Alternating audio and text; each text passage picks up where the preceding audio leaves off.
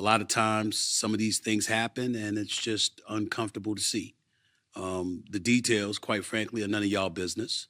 But it's not as if I know all the details. It was a contract negotiation that was going on. ESPN certainly did not want to lose her. But in the event, in the end, rather, she made a decision. Stephen A. Smith, louder than a foghorn, more influential than half the senators in D.C., and every bit as unfiltered, grabbed the mic on his own show and did what few expected. He looked straight through the camera, straight through a decade of rehearsed ESPN family hugs, and declared that Molly Qerim, his co-host for 10 years, is not the innocent casualty social media wants her to be. In fact, according to Smith, she was playing a much sharper game behind the scenes. Forget the soft-lit farewells and the Instagram statements. Smith's message had all the subtlety of a freight train.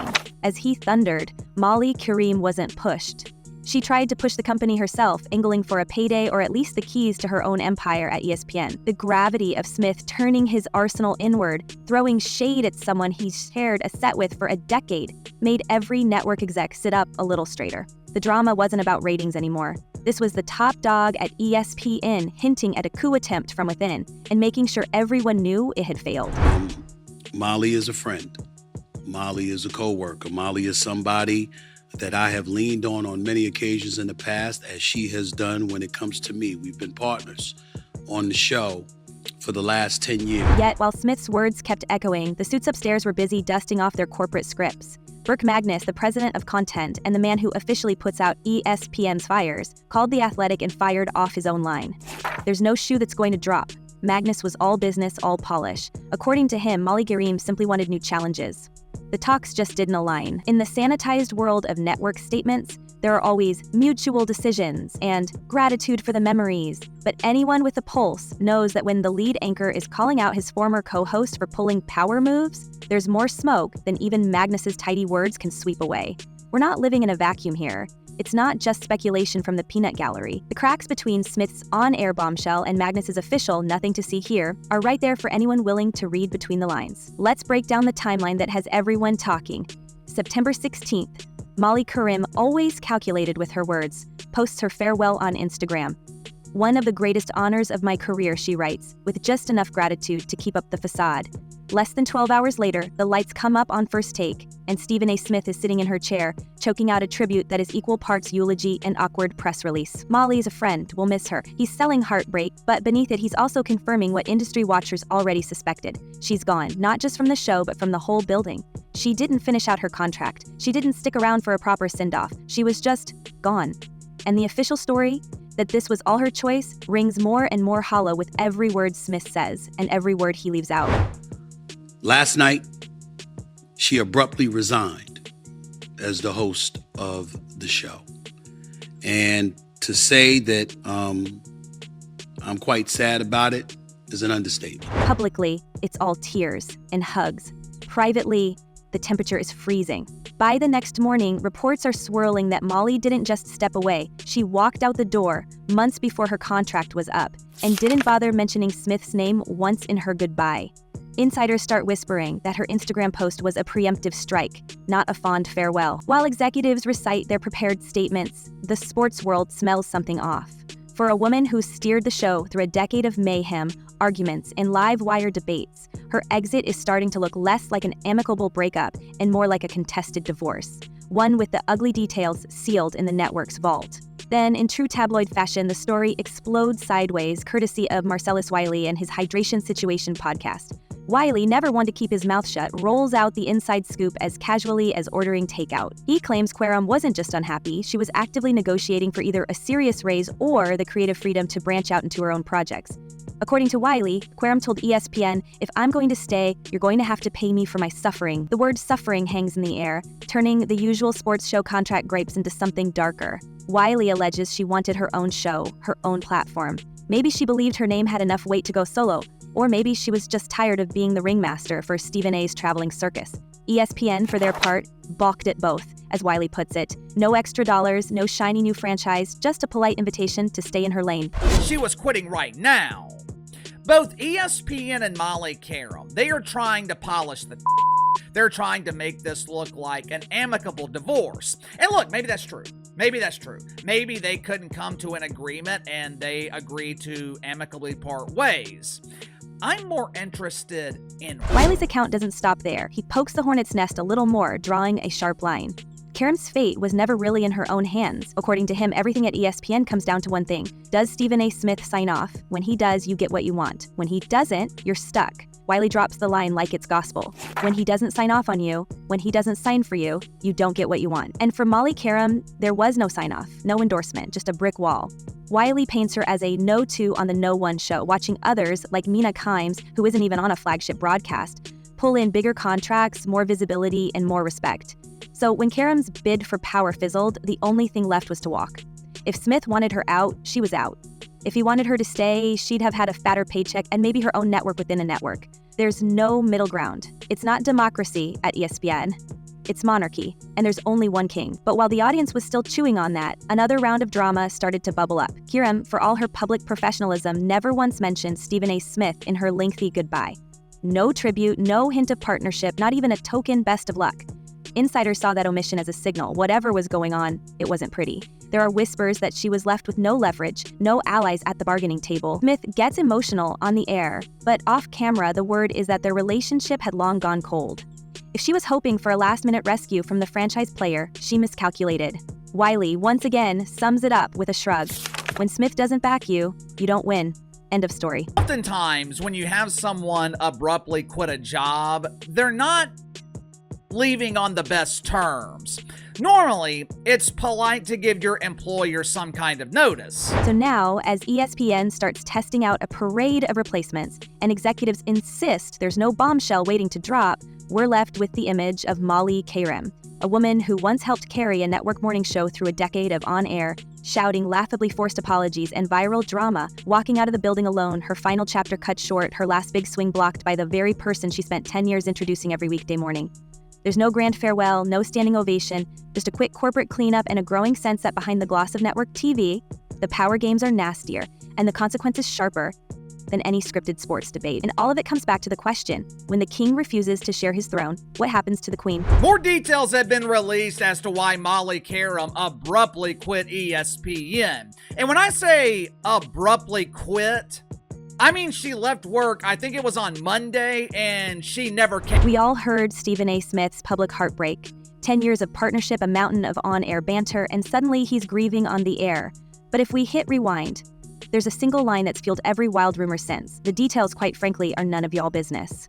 That cagey delivery, the practice sidestep, the familiar waltz of someone who knows exactly what he's withholding, has sent social media into absolute overdrive. When Smith declares he doesn't know all the details, then immediately claims he knows more than he's willing to share, he throws gasoline on the fire. Is he protecting Molly or protecting himself?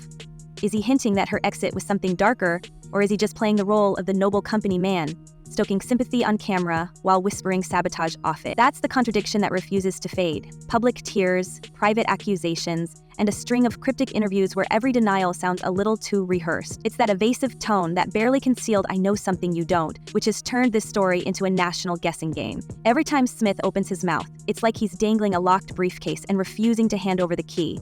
The more he insists he's not going to spill, the more we wonder if he's already said too much. One minute he's mourning Molly like she's a lost family member. The next, he's floating rumors about her tactics, her demands, and her supposed misplays. It's the kind of double act that only happens when the stakes are astronomical and the audience is global. As Smith's tone gets shadier, the story drifts further from friendly goodbye and closer to power struggle, a backroom drama that's as much about leverage as it is about legacy. Jason, I actually watched that whole video clip of Stephen A. Smith. I just thought it was fun. It ain't none of y'all business. It was a contract negotiation. Well, so that was about the money. Thanks, Stephen. Thanks for cluing us. It's always about the money, though. It's like in boxing. Why didn't this fight happen? Easy, there wasn't enough. Meanwhile, Smith's veiled warnings about Molly being out of work started to look laughable before the ink was even dry on her farewell post. While one side of ESPN was busy prepping emotional tributes, the real-world scramble was underway. Within days, Steve Brenner at the US Sun was reporting that Molly Qerim's phone was blowing up, job offers flooding in from coast to coast. And not just any offers, the headline grabber was FOX Sports, allegedly lining up a 3-year, $2 million deal with bonus add-ons for Molly to cover NFL, college football, and even high-profile basketball. It's the ultimate plot twist. While Smith hints that she's out in the cold, the rival networks are rolling out the red carpet. Suddenly, the talk of her being unemployed reads less like inside info and more like wishful thinking. In the high-stakes arms race for on-air talent, Molly Qerim isn't roadkill. She's a trophy, and FOX wants her to make a splash. We're not talking about charity offers either. FOX is out here leveraging ESPN's misstep for a shot at morning show dominance. Imagine the optics. Qerim leaves ESPN on a Monday, and by Wednesday, her name's on the lips of every exec at FOX headquarters. They're not just sniffing around. They're ready to put real dollars on the table, offer her prime coverage, maybe even a studio show of her own. It's less a rescue operation and more an opportunistic power grab timed with surgical precision. The message is clear. ESPN might write you out, but there are plenty of competitors lining up to make you their new face. When I heard that it was immediate, I was like, oh, she must already have a job lined up. Mm-hmm. And the job that she has lined up must be some sort of competitor to ESPN. And so that made me, is she going to Fox Sports? While offers piled up for Qerim, ESPN wasted no time making their next move. Before the glow from Molly's Instagram post even faded, the network had another announcement ready. Malika Andrews, 10 years younger, with her own rising star brand inked to a fresh multi-year contract extension. ESPN's statement congratulated Andrews with the same family language they used for Molly, only now it felt like a copy-paste job done with suspicious speed. The timing was cold, calculated, almost ruthless. One high-profile woman out, another sealed up the very next day. The public noticed. So did the insiders. It's the kind of back-to-back headline that would get any HR department a lecture on optics. But in the network boardrooms, the move landed exactly as intended. Protect the bench, lock up the next breakout host, send a message to every talent agent in town. There's always a line of ambitious newcomers waiting for their shot, and loyalty is just a line in a press release. Still, as the media circus dissected every statement, ESPN's Burke Magnus kept pounding the no controversy drum. Over and over in interviews and leaks, Magnus insisted, there's no controversy here, there's no shoe that's going to drop. The more he said it, the less anyone believed it. Because the process wasn't subtle. Molly Qerim out, Malika Andrews resigned, the hosting chair on First Take running a revolving door audition for the next face. It looked less like an accident, more like a purge. The difference between official narrative and the rumor mill was starting to look like a canyon. I think we'll start with Molly Qerim.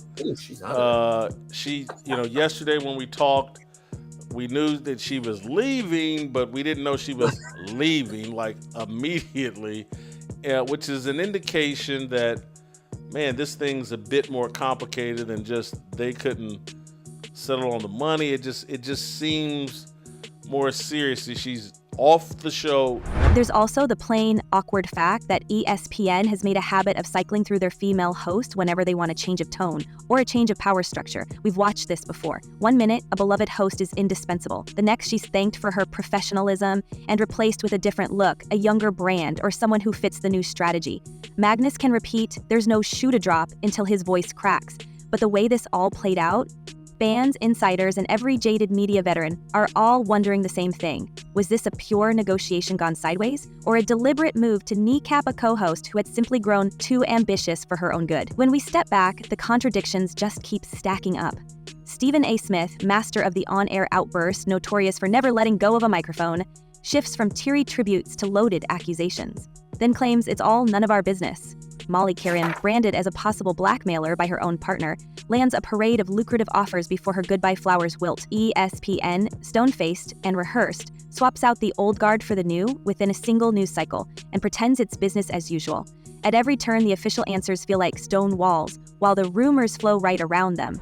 The other thing I thought, Steve, was when you pay Stephen A. Smith $20 million, that means, okay, well, whoever his co-host is, they're going to want an exorbitant amount of money. And so she may have been making $2.5, $3 million as the host.